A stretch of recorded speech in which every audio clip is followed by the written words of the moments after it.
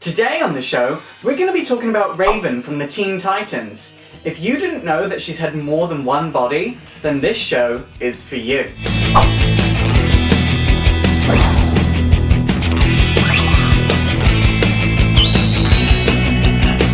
So Raven, Dark Raven, Daughter of Trigon, White Raven, blatantly the best character on the TV show.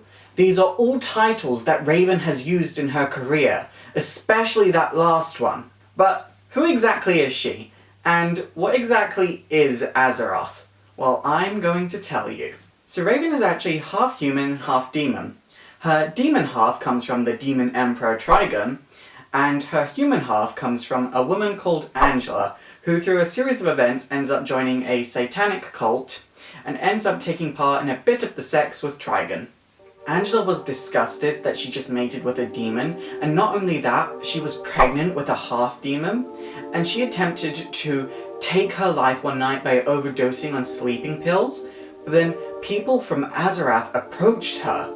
So Azeroth is this place that's not quite out of reality, but not quite in it, and the people of Azeroth basically say to Angela, you have Trigon's baby in you, and if you come with us, we can make sure that baby grows up away from Trigon's influence. So Angela goes with the Azerothians, and when she arrives there, she is given the new name Arella, which means the Messenger Angel. Arella gave birth to a baby girl, who she obviously named Raven. It was at this point that it was revealed to her that she wouldn't actually be able to bring up Raven herself. The ruler of Azeroth basically explained to Angela that this was to stop emotional ties being bonded between the two of them, because that is how Trigon would find Raven.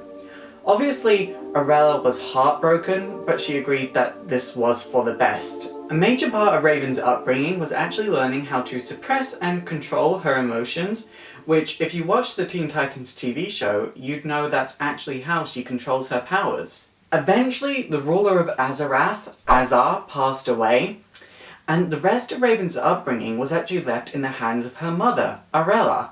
But what Arella didn't know is that Azar planted her undying spirit into Arella. She did this in the hopes that it would protect her if anything bad happened, or mostly in the case of Trigon returning. So eventually, Raven found out that Trigon knew where she was, and he was actually on his way to Azeroth to come and get her. Raven ran away to Earth and went to the Justice League for help. It looked like they were going to help her, but then Zutara was all like, this girl is half demon. You can't trust a demon. I don't think we should help her. This is a crappy idea. So the Justice League turned Raven down. Falling to desperation, Raven reformed the Teen Titans, but this time they would be called the New Teen Titans. It's super effective! The Teen Titans were eventually able to lock away Trigon in an interdimensional prison with the help of Arella, but because he wasn't dead, he still had some influence over Raven, and in fact in high-stress situations, Raven would have to stop whatever it was that she was doing, just so she could make sure that Trigon wouldn't take control of her. So eventually, Trigon was able to break free and come to Earth and take control of Raven, but first he destroyed Azeroth. The Teen Titans were actually forced to kill Raven. However, upon doing this, the souls of Azeroth were able to take control of Raven's body and channel their energy to kill Trigon. After the battle, everyone obviously thought Raven was dead, but she rose up from the ashes and disappeared, and this led to Arella going to search for Raven. Arella eventually found Raven, but then the two of them were kidnapped by Brother Blood, and he forced Raven to use her powers to control Nightwing to aid him in his plans. Fortunately, the Teen Titans were able to save the three of them, and after this event, Raven started wearing a white cloak to represent that she was free of Trigon's control.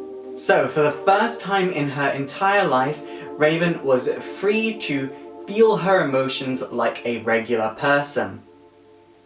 She actually found herself having a bit of a teenage crush on Nightwing, and this is how she learned that she could force her will and change the emotions of other people, when she actually used her powers accidentally to make Nightwing think that he was in love with her.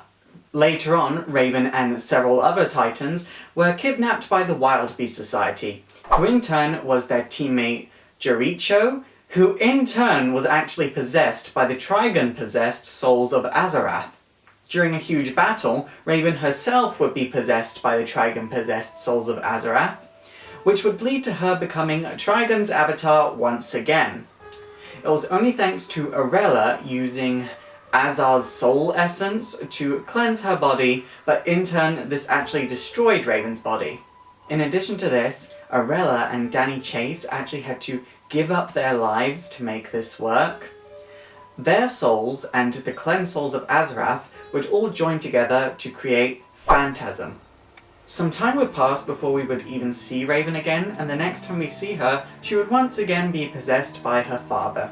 ItsSuperEffective! So Raven was actually going around planting seeds of Trigon into people, and this was to turn them into bodies for Trigon to use himself. And she actually ruined Starfire and Dick Grayson's wedding, and planted the seed of Good Raven inside of Starfire. The Titans were eventually able to defeat Raven, but only thanks to the help of Phantasm. The evil Raven would return once again to destroy her good self and Starfire. The Titans were able to kill Raven, and the good Raven would emerge, and she'll be rewarded a golden soul body, which meant basically that she was free of her father's influence forever. Later, on Tamaran, Raven would reveal that this was her plan all along, and thanks all the Titans for their help. Raven would stay in spirit form for quite some time, but she was eventually resurrected by the Church of Blood. They did this because they found out about a prophecy that states that if Brother Blood were to marry Raven, this would bring about Armageddon. The Teen Titans were able to stop the wedding, and after this, Raven would enroll in high school. Also, after her resurrection, Raven found herself physically attracted to her teammate Garfield, who all of you probably know as Beast Boy. Now we're on to 52, and this was a bit of a weird time for Teen Titans. You see, Wonder Girl leaves to find the deceased Superboy somewhere, and Robin leaves the team to be with Batman full-time. This left Beast Boy in charge of the team, and he wasn't exactly a natural-born leader at all. Also, it didn't help that most of the team was just there for fame and fortune, so when Beast Boy left to help steal an mission, a bunch of the team left themselves, and this only left Raven and Zachary Zatara. The team wouldn't reform until after the events of World War III, when Wonder Girl and Robin rejoined the team. Raven was the only team member who stayed part of the Teen Titans through this whole ordeal. During the events of 1 year later, Raven and Garfield would break up, and Raven would quit the Teen Titans.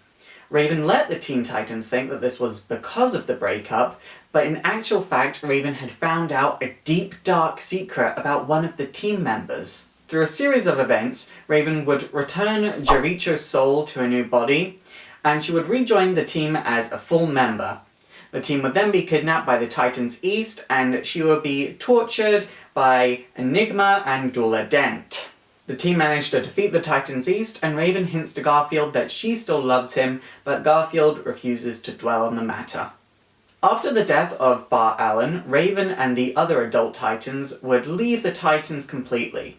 They would only reform after a series of demonic attacks happened to various members, and this would cause the original team of the new Teen Titans to reform. ItsSuperEffective! Raven finds out that she has a series of brothers, and a trio of them are actually behind all the attacks, but what she didn't know is that they were actually able to manipulate the emotion that is strongest between two people, and this results in Starfire and Nightwing having sex mid-investigation, and Raven and Beast Boy attacking one another. The three brothers trick Raven and Beast Boy into opening a portal to Trigon. However, Raven uses her own power on her brothers to amplify the greed inside of them, and they steal what little power actually remained of Trigon's, and the portal closes and the brothers leave, thinking that they have gained Trigon's godly power. Eventually, Raven's brothers would return, and they provoke her demonic side, and this causes her demonic side to awaken, and she joins her brothers. Fortunately, the Titans are able to talk her back to the side of good, and they manage to save the day, but Raven ends up supplying the team with a series of artifacts, all capable of ending her life in the event that she becomes the avatar for Trigon once again.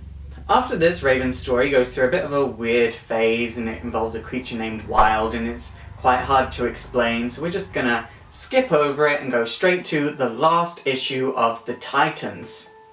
Superboy Prime and the Legion of Doom begin to attack the tower, and Raven has to stop Kid Flash from killing Inertia.